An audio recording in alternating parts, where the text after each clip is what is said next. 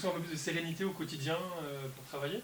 C'est vrai que déjà après Toulouse, on avait senti que les garçons étaient un peu plus rassurés. Et puis avec cette victoire à Dijon, forcément, ça redonnait encore un peu plus de baume au cœur à tout le monde. Donc, faut pas se relâcher. Il faut essayer d'enfoncer le clou. On est à peu près dans les places où on espérait être. On n'a pas, on va arrêter de se lamenter sur les points qu'on a laissé échapper, je dirais, de façon assez naïve par moment. Et on va se concentrer sur ceux qu'on a pu prendre sur les deux derniers matchs. Même si on menait 2-0 contre Toulouse et qu'on s'est fait reprendre, c'était un bon match malgré tout. Je parle en termes d'organisation notamment. Organisation qu'on a conservée à Dijon et qui, même si elle a été un peu ballottée en seconde période, a tenu le choc. On a eu, je pense que si on mène 2-0 à la mi-temps, malheureusement, le match est terminé pour de bon. Et là, on s'est mis un peu en danger tout seul. Mais bon, c'est pas, ça fait partie du jeu. On sait qu'on ne maîtrise pas tout dans les matchs. Donc, à partir du moment où on ne maîtrise pas tout, il faut savoir accepter le fait que par moment, on puisse se retrouver un peu en danger. Voilà. C'est bien, mais on sait aussi qu'on on a une équipe qui arrive, qui sort d'une victoire 3-0 contre QVI, d'une victoire à Niort 2-0. Donc une équipe qui est aussi elle en pleine confiance. Et donc il faudra s'en méfier. Voilà, c'est une équipe qui est très intéressante dans le jeu. J'avais vu jouer en début de saison à Valenciennes déjà, puisque je m'étais déplacé pour voir le match. Et ils avaient gagné 4-1. Donc c'est une équipe qui est vraiment en confiance quoi, en ce moment. C'est une équipe qui fait tout pour. Je trouve que c'est très, je ne vais pas dire homogène, mais c'est très bien huilé. Voilà, ils ont un système à trois défenseurs axiaux qui est très bien huilé et qu'il faudra contourner. Il faudra être patient. Mais j'aime bien le jeu produit par cette équipe. Est-ce qu'on peut s'attendre à un type de match un peu différent des deux derniers, où il a fallu beaucoup défendre, il faudra peut-être un peu plus attaquer, il y aura peut-être plus de situations offensives? Bah, le problème, c'est qu'on a eu beaucoup moins de situations offensives contre Toulouse et contre Dijon que sur certains matchs. Mais on a eu l'efficacité. Donc ça prouve bien que pour gagner des matchs, il ne faut pas attaquer à tout va de la première à la 90e. Il faut aussi réfléchir un petit peu. Bien sûr qu'on veut attaquer, mais on veut attaquer intelligemment. Parce que si on n'attaque pas intelligemment, ben, on va se faire contrer et ça peut coûter très très cher, quoi. Donc il faudra être lucide sur ce match, ne pas faire n'importe quoi, mais apporter aussi un petit grain de folie par moment pour essayer de surprendre cette organisation ruténoise. Et c'est simplement une organisation un peu plus rigoureuse. Voilà, on a voulu que l'équipe soit beaucoup plus homogène, beaucoup plus cohérente, et forcément, ben, et ça passe par des choix. On a fait des choix qui aujourd'hui, ben, sur les deux derniers matchs, se sont avérés payants. Ça ne veut pas dire qu'ils le seront samedi, mais il y a une organisation qui est beaucoup plus, je dirais, équilibrée. Voilà, et c'est ça qui est important, c'est d'être équilibré, aussi bien sur le plan défensif que sur le plan offensif. Alors on a des petites choses à corriger, hein. C'est vrai que par exemple quand on joue avec Flo sur le côté gauche, il faut qu'on lui explique qu'il peut être beaucoup plus haut par exemple. Voilà, donc il y a des choses qui sont. Donc ça nous permet de corriger certains positionnements de ses partenaires autour de lui par exemple, mais voilà, ça se fait pas en 30 minutes. Quoi. Il faut beaucoup de matchs pour que tout soit bien huilé. Après, c'est pas forcément une organisation, enfin une composition d'équipe qu'on va garder, parce que il y a des matchs où le match réclamera certainement qu'on ait d'autres joueurs, et puis j'estime qu'il faut donner aussi la chance aux gens qui sont en forme, et il y a des gens qui reviennent tout doucement, donc il n'y a personne qui est éliminé définitivement, mais aux joueurs qui jouent de montrer qu'ils sont capables d'être à la hauteur de ce qu'on attend d'eux. Voilà. Et s'ils le sont, ils resteront, s'ils le sont un peu moins, on fera jouer des joueurs qui seront peut-être un peu plus près qu'eux. Voilà. C'est aussi simple que ça. Il ne s'agit pas de bouleverser l'équipe à chaque match, loin de là.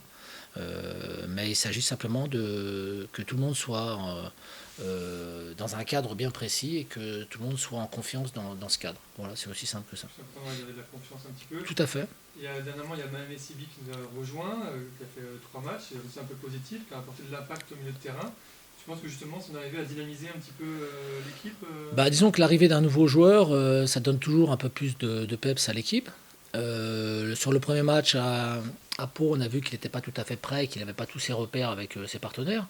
Mais sur les deux derniers matchs, je trouve que c'était un peu mieux. Voilà, il nous apporte un peu d'impact au milieu de terrain, on en manquait.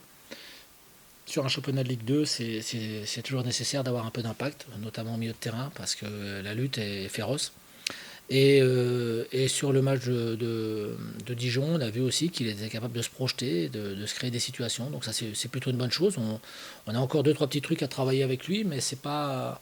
D'ailleurs, son entente avec Mousse s'améliore. C'est un garçon qui a un très bon état d'esprit. Il faut qu'il prenne aussi ses marques par rapport au championnat. Alors, il faut qu'il prenne ses marques par rapport à ses partenaires, mais aussi par rapport au championnat et au niveau de Ligue 2. Voilà. Donc, c'est pas parce que tu es dans un effectif de Ligue 1 que forcément tu as le niveau Ligue 2 sur la durée. Moi, je parle de niveau Ligue 2, c'est sur la durée d'un championnat, quoi. Voilà.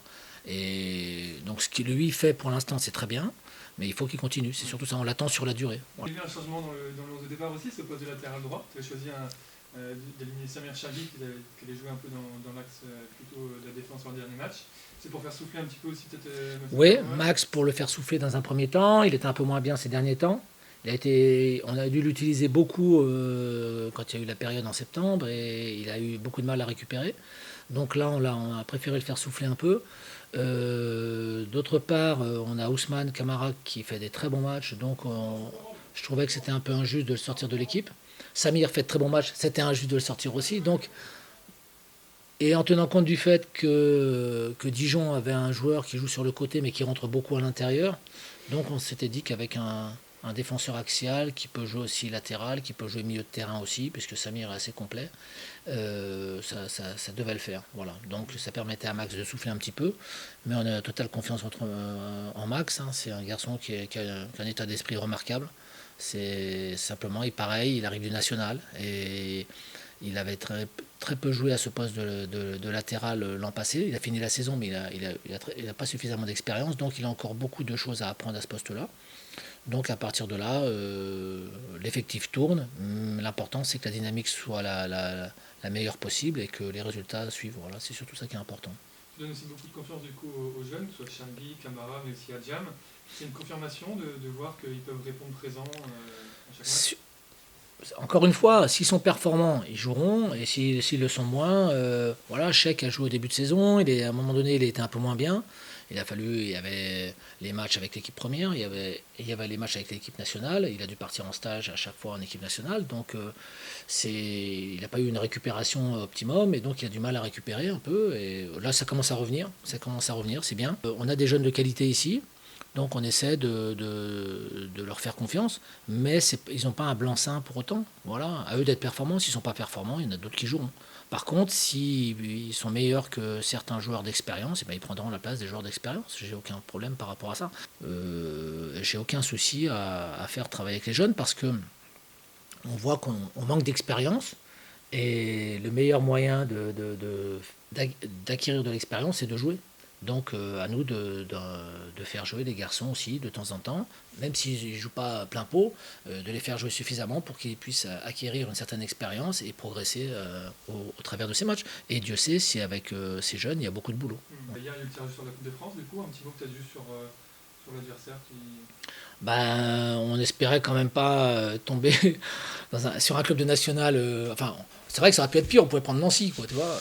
Mais bon, on avait une chance sur combien on était 20 dans le groupe, je crois, un truc comme ça, 20, donc une chance sur 19 de prendre Nancy. Et finalement, on a pris Sedan, c'est l'équivalent quasiment, quoi. Donc le niveau en dessous, mais qui fait un très bon championnat, qui a bien débuté le championnat, qui arrive de l'étage inférieur, pardon, et qui fait un très bon championnat pour l'instant.